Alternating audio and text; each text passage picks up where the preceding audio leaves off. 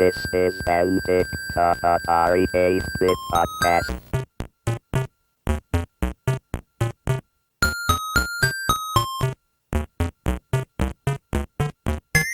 I'm Kevin Savitz, and this is an interview edition of Antic, the Atari 8-Bit Podcast.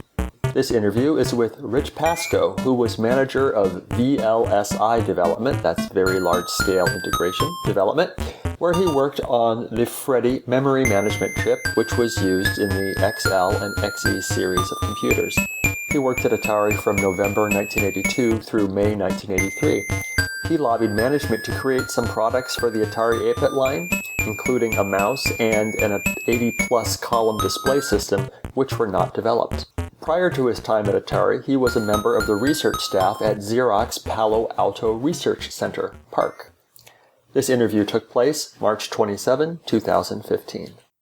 I'm mostly interested in talking to you about what you did in VLSI development at Atari, but before we get there, I noticed that looks like you started things off at Xerox Park. I was hoping you could tell me a little bit about that.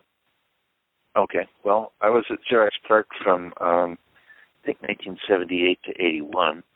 I had 3 years of work there. My research at Stanford had been in the subject of LSI design, large-scale integrated circuit design. And I went to Xerox Park with the idea of extending the capability of doing LSI design to the masses. I worked with Lynn Conway, who, in partnership with Carver Mead, had written a book called Introduction to VLSI System Design. It's interesting. So back in those days, there was small scale of integration, which meant a chip that had just a handful of transistors. There was medium scale integration, which would be some larger number of transistors. Probably we're familiar with the TTL transistor logic that was used. We had large scale of integration, which had a few thousand transistors on a chip, and very large scale integration that had tens of thousands of transistors on a chip. So most of the chips that are used today would be considered VLSI by those standards. Mm-hmm. Carver Mead and Lynn Conway, Carver Mead of Caltech and Lynn Conway of Xerox Park, had a belief that any electrical engineer can design their own integrated circuit chips. It's just a matter of writing code and in printing it out to a device. Well, not really that simple, because it actually required some understanding of the physics of the device and electrical design rules to make the circuit actually work physically. But they come up with a simplified set of design rules that could be taught to any engineer fairly quickly, and developed a course around that. While I was working for Xerox Park, I designed several actually medium-scale integration chips, an Ethernet controller, for example, and which was interesting because I came at this not as a seasoned designer, but as a kind of an algorithm-oriented guy. Mm-hmm. And yet it was possible to put devices onto chips. So the other thing I learned by working at Xerox Park was how wonderful it was to have a mouse in my hand. I had at my desk an Alto, A-L-T-O, workstation, which was, well, by today's standards, about a PC. It had a 64K of RAM. It had a 608 by 808 pixel display. But what made it different than the average home computer of those days was that it had a mouse and a bitmap display. Every pixel on the display corresponded to a location in memory that could be written directly under software control, which was a break from the traditional glass teletype terminal that most other computers had. Sure. And it was at Xerox Park that the whole concept of mice and menus and overlapping windows and so on was developed. Ironically, one of my many assignments while I was there was to give a demonstration to a bunch of young whippersnappers from a startup company called Apple, who then later took those ideas and went off and developed something known as the Macintosh with it. Right. So I became not only an LSI designer, but I became enamored by the technology of these old mice and menus thing. And since Xerox had developed technology, basically given it away to the world, to Apple, Xerox had this thing that they said, we are not a computer company. We've been in that business before. They had bought a mini computer company and lost their shirts. We are an office automation company. And from a corporate point of view, Xerox was single-mindedly focused on making a better copier. And maybe we can put this kind of computer technology into a copier. And then they came into the idea, well, maybe we'll do desktop document publishing systems.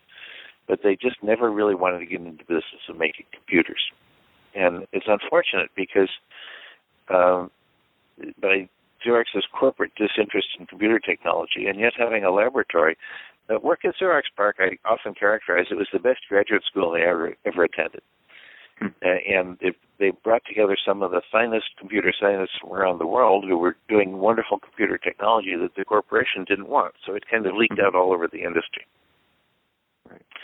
So with my background in LSI design, based on working with Len Conway and Carver Mead, and my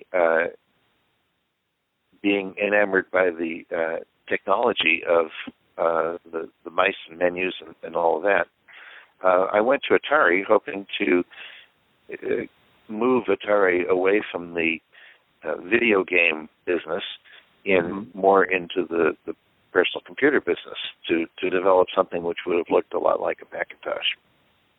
So how did you get hired by Atari? I mean, how did that whole thing start?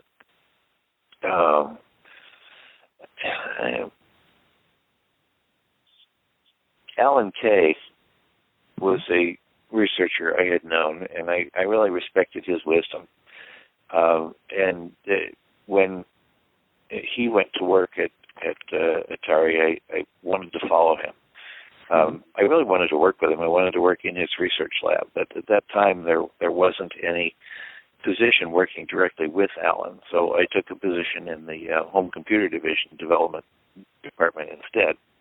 Alan was in the Atari labs, and so it was different on the corporate level, but at least I was in the same company, and I got to work with him.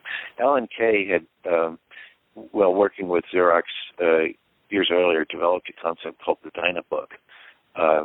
He was a man of great vision who had envisioned that someday everybody would have a home computer that they could use for everyday things like ordering stuff online and paying utility bills and the stuff that we routinely do online today.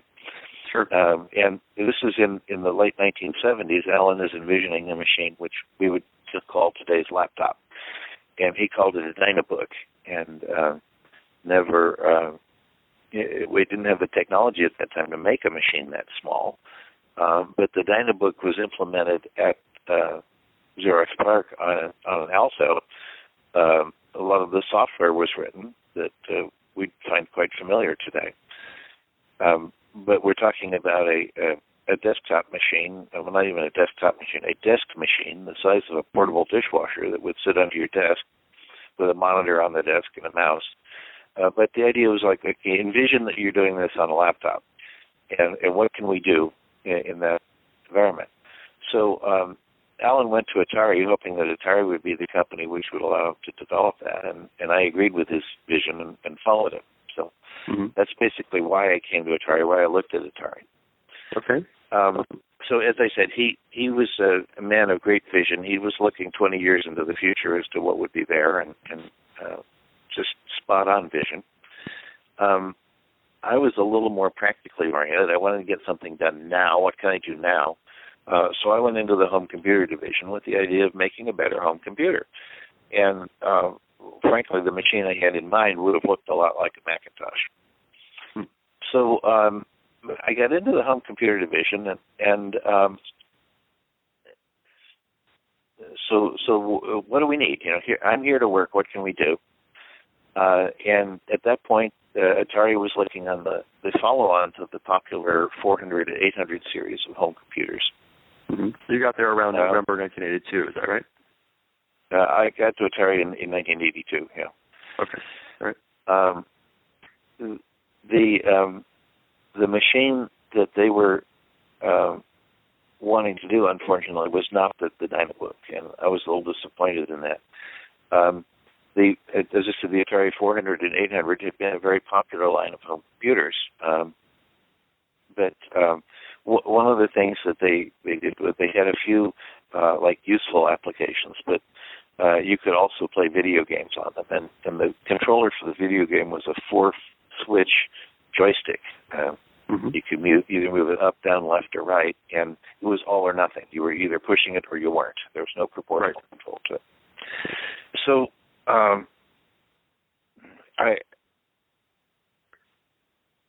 the product under development, as I said, was the Atari 1200, which is supposed to be the next in the 400, 800 series.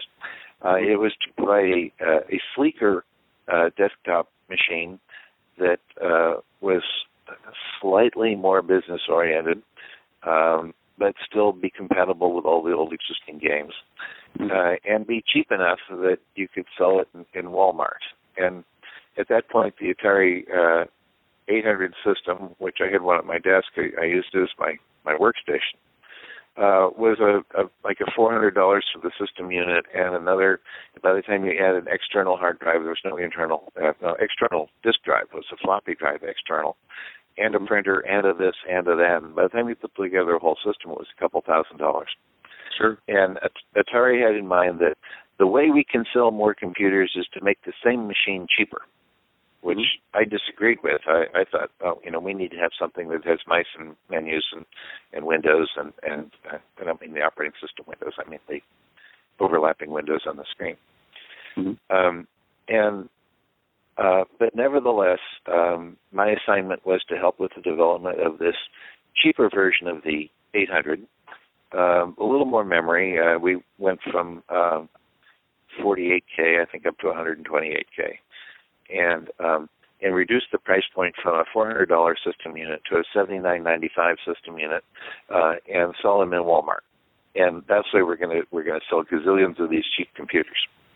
Right. And my assignment, because I had the LSI design, was to take the memory control functions, which had been a bunch of separate small-scale integration parts, and come up with a single VLSI chip which would do with the entire memory management function.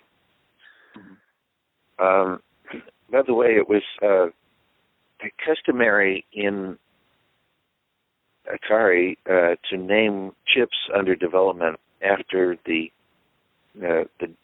developer's girlfriend, and so they had chips had various women's names on them. And at the time, I was dating a woman whose name was Gay, and so they started calling my chip the Gay chip. But people who were a bit homophobic objected to that name, and it was nixed that it could not go into production under the name the Gay chip. So I was the one person who was not allowed to name the chip after my girlfriend, just because her name triggered the ire of some homophobic individuals. So what name did that chip ultimately have? Freddie. You remember? Freddie. It was named Freddie. And why? Well, I asked my manager, well, what can we name it? And he said, call it Freddie. And the name Freddie stuck. There wasn't any individual named Freddie at all, but that was... I'm sorry, go ahead. Well, you were asking a question. So, how were you involved with developing Freddie? What did you do to it? Well, I commanded a team. It was the first management job I had. I didn't really intend to be a manager, but it was more than one person could do. So I commanded a team of about 3 chip designers, and we did the logical architecture for it and the gate. They did it down to a gate by gate level, and that's so much time I don't remember all the details. But we eventually moved the chip into production, and it was developed into the computer. Cool. So from basically concept to a little bug with legs on it that you can plug into the PC board. So okay. Wikipedia says it's a RAM address multiplexer. So I assume that means that the 1200 was going to address RAM in a different way than the 400-800 did, and so you needed to.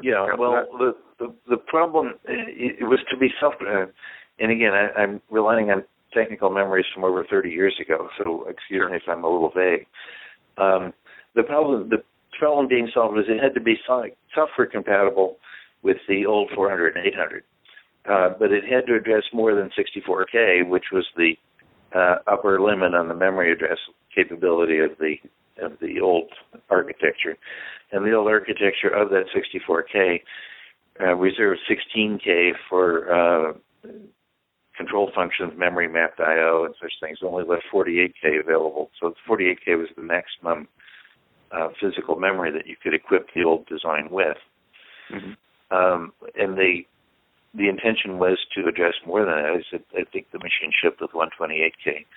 So it was a paging type memory system, not too different from the system that was used in the PC later, although not software compatible. So there was the address space was divided into page and address within the page, and the page switching was all done transparently under hardware. And I don't know that I can say much more about it than that. I'm okay. I can refer to little technical notes. But. Sure. So anyway, that was my official job responsibility, but I still never let go of the notion that we should have a machine that's a lot more capable of, I have to use the word Macintosh-like functions. I still wanted to produce a machine with a mouse and menus and windows kinds of things. And I should mention that the machine did eventually come out, I believe, under the name 1040, but long after I left Atari. The ST machines, I think you're referring to. The 520 and the 1040 ST were the 16-bit machines that were Mac-like in interface. Right. And those machines finally implemented what I had been arguing for, and I really don't know how much credit I can take for them because I had left Atari in frustration of my inability to do that sometime before it came out. And so I didn't have any direct responsibility for those other than perhaps some inspiration that this is what's got to be done. Yeah. But I would like to share a couple of stories of my experiences along the way. Please. And one of them was that the frustration I had with Atari was the corporate mindset that we are making low-cost machines that plug into TV sets. And it was common wisdom, something everybody knows, that you can't put text on a TV screen, that when you're dealing with a TV set and your input to the TV set, and again, this is long before HD television, this was all the standard definition, NTSC standards. When you're putting information into a TV set by going in through the antenna terminals with an RF signal, that you can't put more than 80 columns on a display and have it be 80 columns of text and have it be legible. Right. And that was common wisdom that everybody knew, except I didn't believe it. I didn't agree with that. And what was wrong with that idea? Well, where the idea came from is that the old glass teletype model of rows and columns of text, of fixed pitch characters. Mm-hmm. And the Atari, let's see, if you took a standard 40-column display, and I think the IBM PC was coming out about this time, and connected that into the TV, that it was perfectly legible. But if you took an 80-column display, which was, for example, seen on the PC, on the old monochrome screen of the PC, if you put that 80-column type of video in through an RF modulator into the antenna terminals of a TV, it was illegible. The character was too small and too blurry to read. And so everybody knew that you can't put more than 40 columns on a screen PC on a home computer and make it be legible. Well, I didn't believe that. So I made a bet with my boss. I said, I believe that I can produce a device which will put text on the screen of an unmodified TV connected only to the antenna terminals. Mm-hmm. And you will, and I will invite you to read it, and you will be able to read it perfectly well, and it'll have more than 80 columns of more than 80 characters per line. Okay. And my boss I said, okay. He said, well, how long will that take? And I said, well, I'm actually proposing that we develop a custom video controller chip, which might take a year or so in development and be thousands of dollars in expense. But as a proof of concept, if you allow me to make a mock-up, a black box that will do that, I can do it in one day, as long as you don't constrain me on how big the box is or how much it costs, or how much is in it. I can make a mock-up in one day. He says, okay, you're on. So I went off to the lab and left him go back to his administrative things. And the next day, said, okay, I want to show you my device. I said, but first I want you to look at this TV. And he looked at I led him by the hand into the lab, and he looks at the TV, and I said, now read what's on the screen. And what was on the screen was a page from the manual for the Atari computers, mm-hmm. And he read it out loud, read it just fine, just like he was reading it out of a book. And I said, okay, now go count the characters on each line. So I think it was 1, 2, 3, 4, 79, 80, 81, 82, 83 characters on that line. I said, great, now count the characters on the next line. 1, 2, 3, 79. Okay, count the characters on the next line. 1, 2, 3, 86. I said, so you see I'm getting an average of more than 80 characters per line. He said, okay, now show me the device that's producing this. Mm-hmm. So I opened the door of the next room, and there was a video camera on a tripod focused on a printed book. Okay. That was my device. It was putting more than 80 characters per line. And why was it working? Well, it was working because of several things. First of all, the text in the book was not in a rigid matrix of rows and columns of fixed width characters. Right, it's proportionally spaced. And so we weren't wasting a lot of space for little skinny letters like I, just because we wanted to use the same space for big wide letters like M. We were proportionally spacing them as necessary. Mm-hmm. Secondly, and equally importantly, the camera in its optics was performing an automatic anti-aliasing function.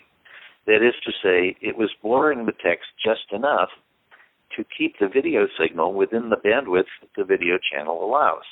Mm-hmm. And the blurring was not so bad as to interfere with reading, but it was enough to keep the bandwidth of the video signal compatible with what could go into the TV. After all, that's what the camera is made to do. Right. So I said, all we have to do is develop a chip that does this. Instead of text on a fixed page will have characters in memory, and as instead of the video controller we now have, we'll have a new piece of silicon that turns these characters into video that looks just like the camera produces. That sounds like a great idea. I think we should do that.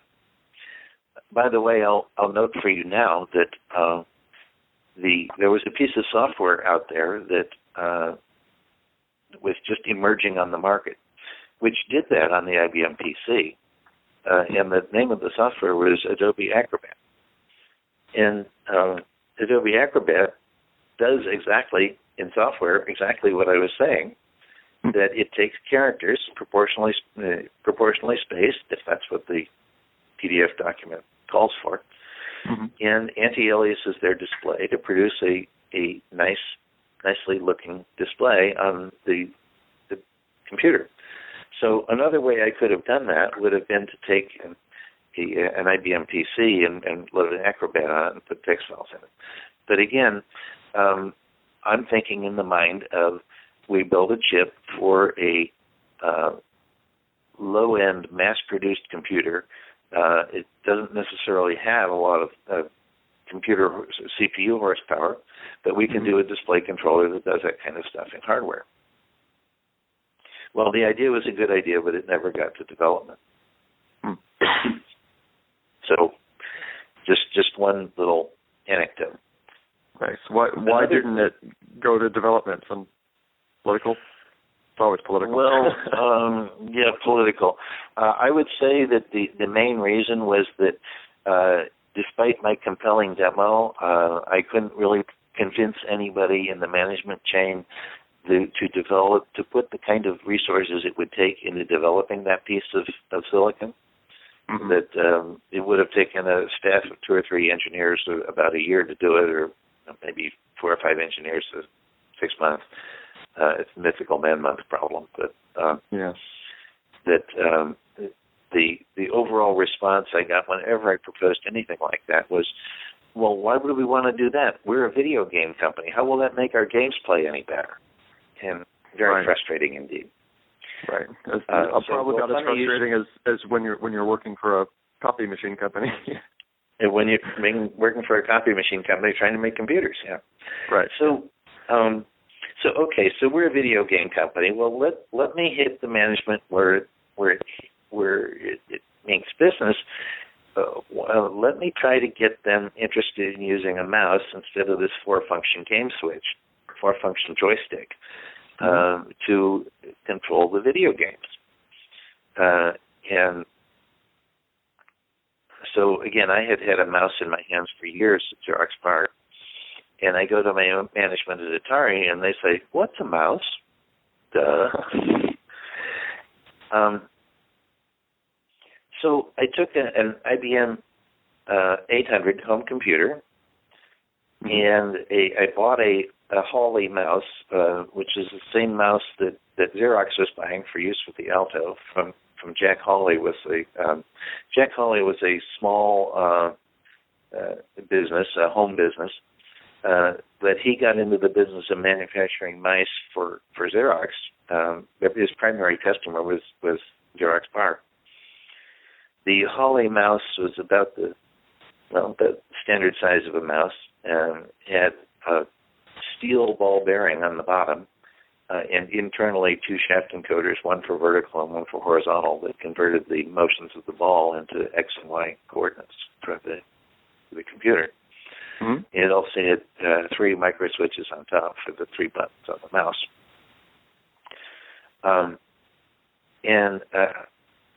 Atari had a game product called Missile Command, which was available for the 800 home computer.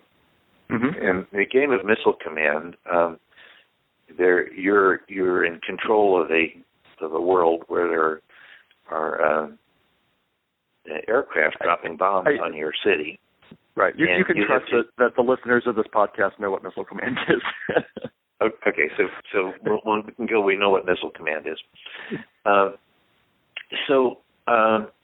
but I found playing Missile Command with a 4-function joystick to be a most frustrating experience because the obstacle in playing the game was not the game itself, but the difficulty of communicating my intention by a switch that had only 5 positions: neutral, up, down, left, and right. Mm-hmm. How can I make this more user-friendly? Well, it turned out that the software for Missile Command already had built in it the controller for a trackball, which was available as an optional product for the Atari home computers. And I thought, well, if it can do trackball, it can also do mouse, because after all, a trackball is basically a mouse turned upside down, or a mouse is a trackball turned upside down. So I built a small hardware interface to allow one to plug a Poly mouse into an 800 computer and put the 800 computer into its trackball mode.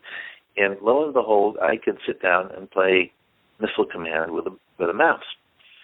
And I immediately found, within seconds after plugging in my mouse, that my score in Missile Command doubled or tripled. It was finally now, it was a playable game. Mm-hmm. And so, excited about my new discovery, I ran back into the office of the vice president who had said, "What's a mouse?" And I said, "Here, try Missile Command with your joystick." And he did, and he got an incredibly good score. And I said, "And now try it with this mouse." It was the first time he ever had a mouse in his hand, and he was very awkward at it and didn't know how to use it, and ended up doing much worse with the mouse than he had just done with the 4-function joystick. And he said, basically, well, that's a nice toy, but I don't see why we should sell that. End of mouse. And so Atari was not going to release a mouse for the Atari 800 home computer, or its successor, the 1200, which is what I was developing. And based on that one experience where the VP had a strange and foreign experience with the mouse after letting go of his comfortable 4-switch joystick, the company decided not to do mice. So, I feel frustration for you 30 years later. I'm sorry. So around this time, the market was leaving Atari. One of the reasons the market was leaving Atari, there was a great book called Day Ray Atari. Sure, Chris Crawford. And that book was published for a while and then withdrawn because someone in corporate management got the idea that, we really want to have a monopoly on selling software for our computers. We don't want the whole world to sell software for our computers because we want to have a monopoly on that business. So they withdrew Day Ray Atari and stopped supporting external developers in developing software because, why should we have just a small percentage of the market of software for a computer? We'll have it all. Well, the problem was that while this was going on, and Apple came out with a book called Inside Macintosh, and they encouraged people to develop software for their computer. And I put Inside Macintosh right opposite Day Ray Atari. Caroline Rose, who was the editor and chief technical writer for Inside Macintosh, and I are good personal friends. So I have kind of watched the whole business go on as Apple opened their Mac to outside software, and Atari said, "Nope, we're going to have a monopoly on it. Nobody else writes software for our Mac but us." And for our 1200 computer. Right. And the software that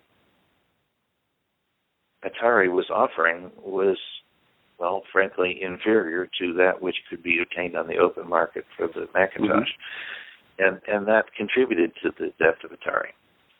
So the company, which had been spending millions of dollars on great bashes a year earlier, had to start tightening its belt. And they had to start making some layoffs, and people were let go in waves.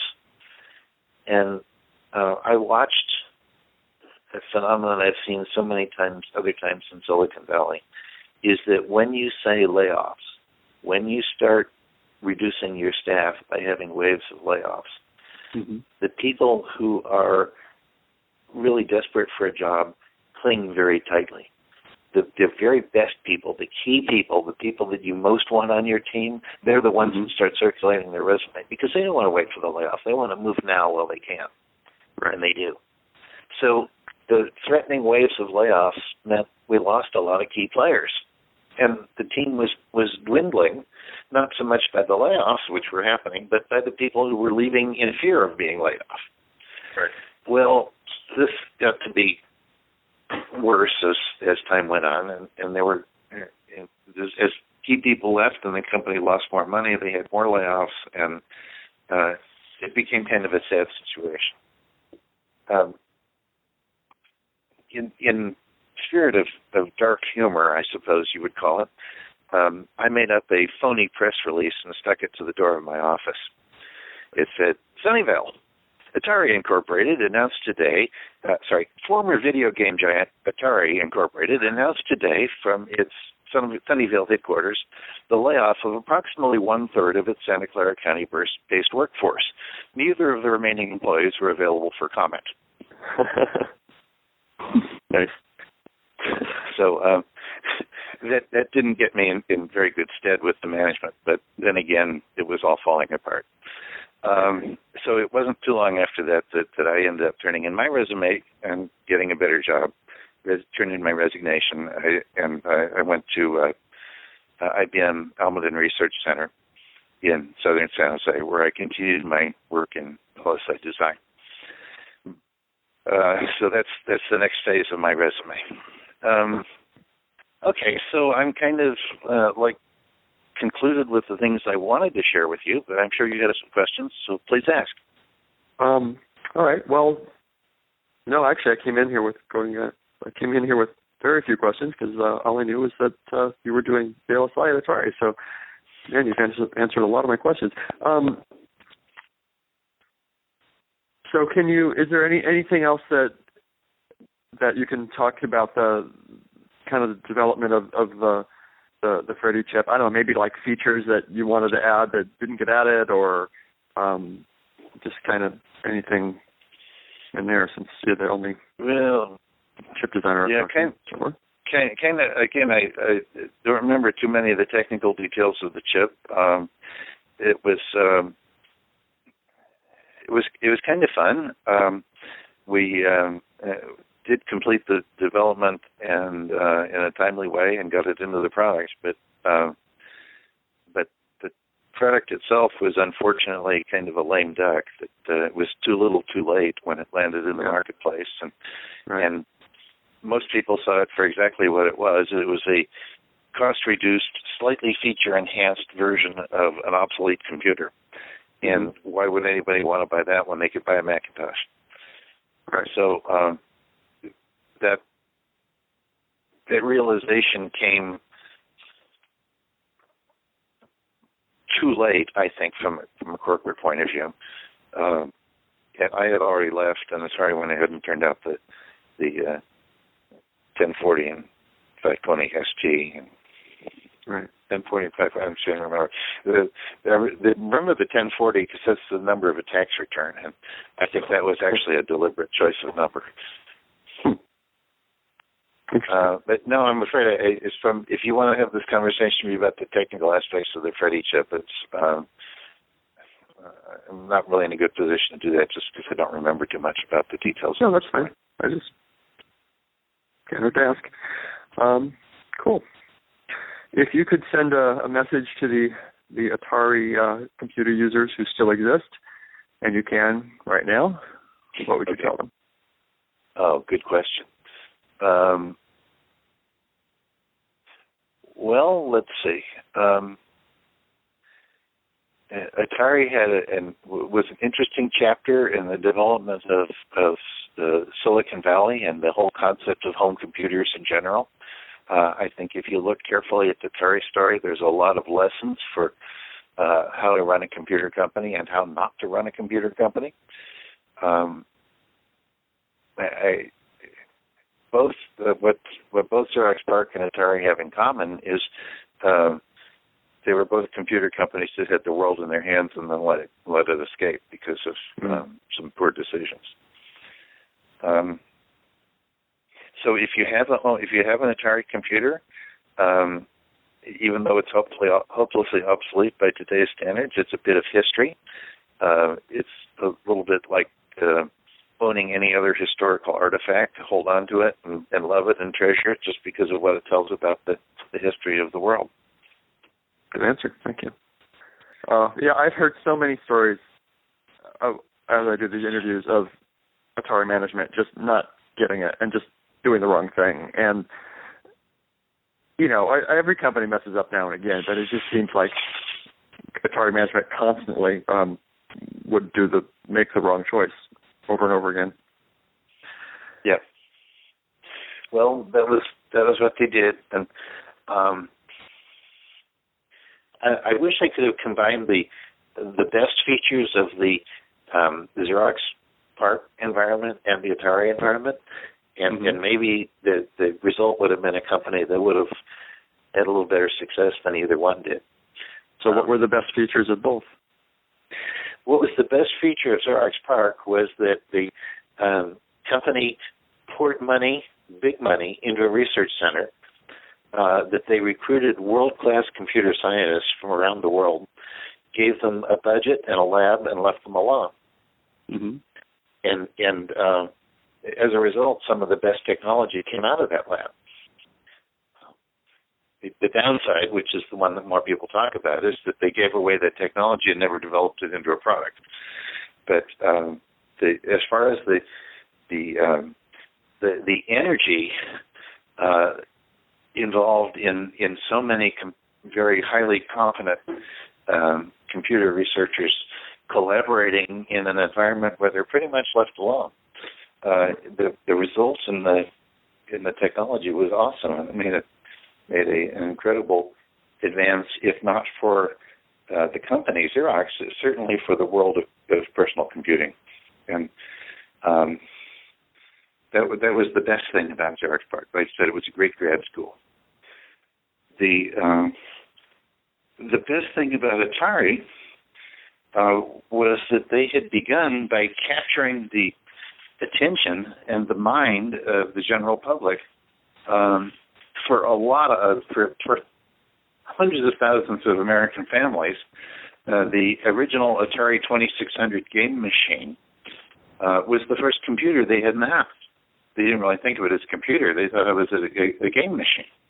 Right. But in fact, it was a computer. And because it was a computer, people got to know the notion of you can have this thing and you can put programs into it. And depending on the program you put into it, you can do different things with it. And they had the public's attention for that. And they came out with the home computer. Now, again, what they did with the home computer after that was pretty bad. But Atari had the potential of being where Apple is today. And then, again, they blew it. But there was that potential, and they positioned themselves very well in that market. They just didn't have the product to follow through that the Apple Macintosh was. If Atari had only done the 1040 machine a couple of years earlier, like during the time I was there, they might have taken a good chunk of the market share that Apple later took. But again, it was too little, too late. Right. I have another story, which it's not really about my work. It's about the video game machine, the 2600. Great.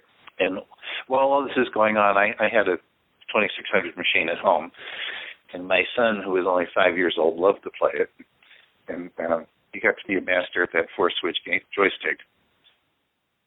But again, Atari had the same philosophy with it as they did with the later with the 800, that we will have a monopoly on software for our machine.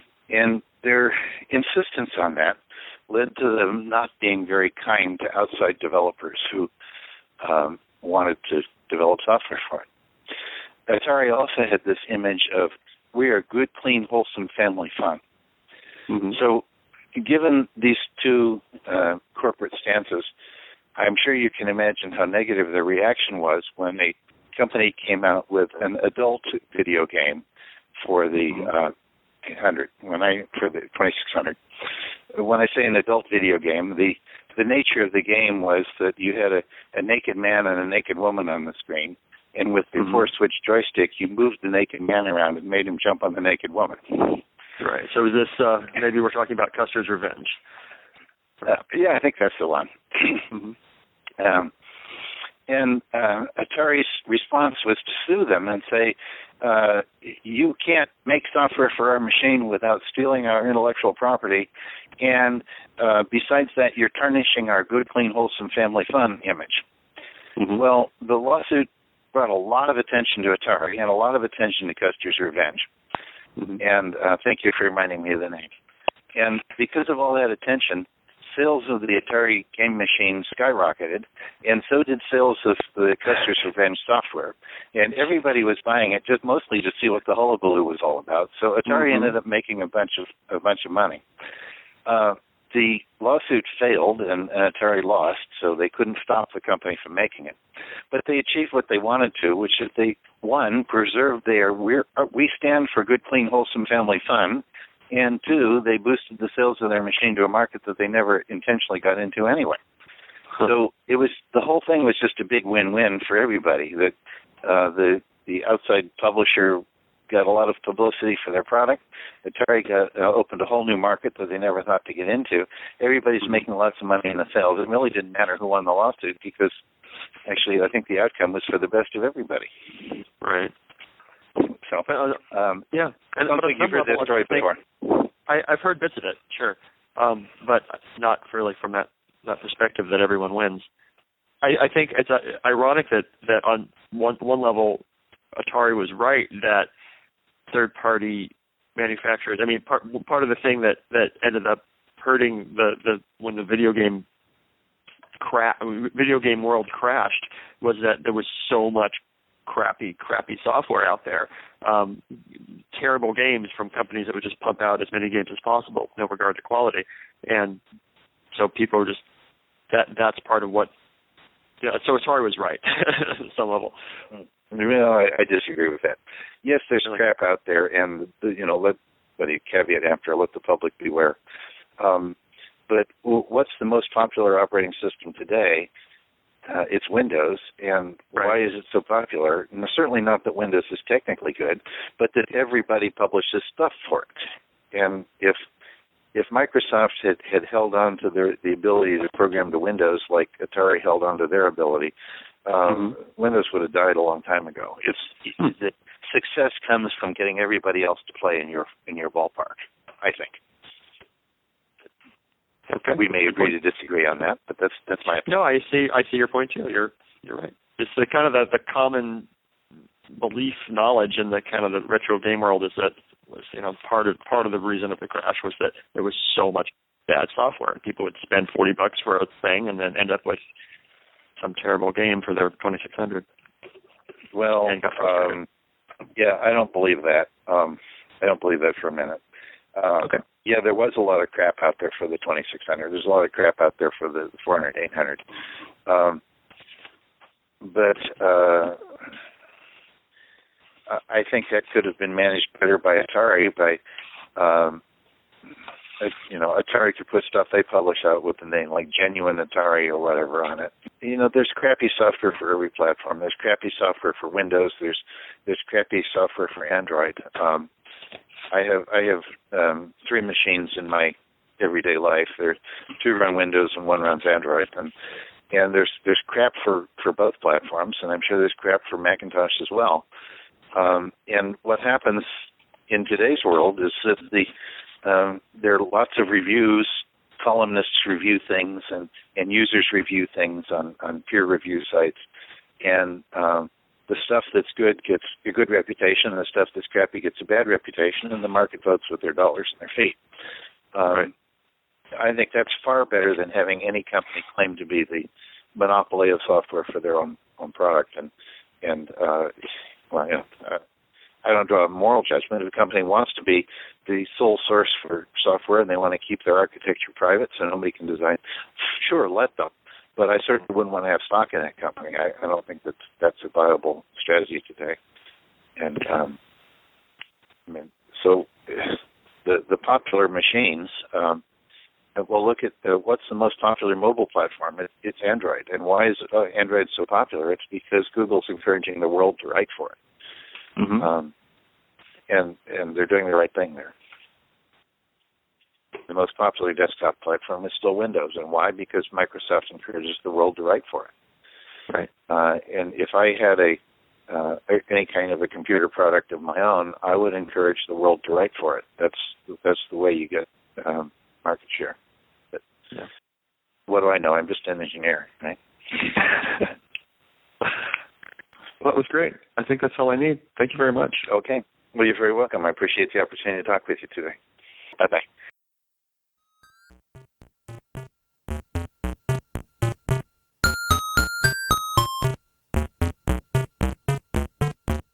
If you enjoy these interviews and would like to contribute something, I encourage you instead to donate to one of our favorite organizations, the Internet Archive, at archive.org. The Internet Archive is a nonprofit digital library with the stated mission of universal access to all knowledge. They've done incredible things to preserve computer history, including hosting thousands of programs in an in-browser Atari emulator, creating the Wayback Machine, and offering full-page scans of countless Atari computer books and magazines. Make your tax-deductible contribution at archive.org/donate.